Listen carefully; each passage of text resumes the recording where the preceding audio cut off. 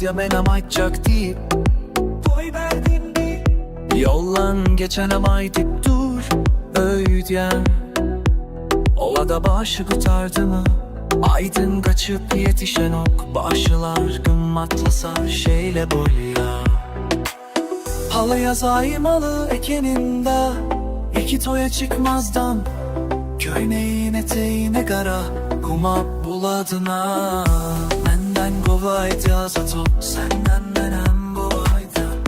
İşlemecek bolup her zat etyeler. Başı toyatma neden de son kırçı kaldı.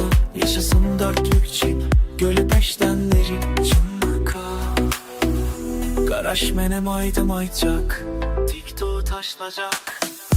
Benden gobu ayt yazato, senden menem gobu aydan. İşlemecek bulup her zat etyeler. Başı toyatma neden de son kırçı kaldı. Yaşasın dörtlükçi gölü peştenleri çımka.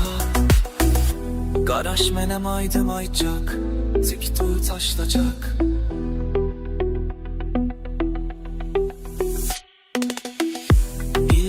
Ayda menem aytacak deyip boy verdin mi? Yollan geçenem aydıp dur öğüdyen.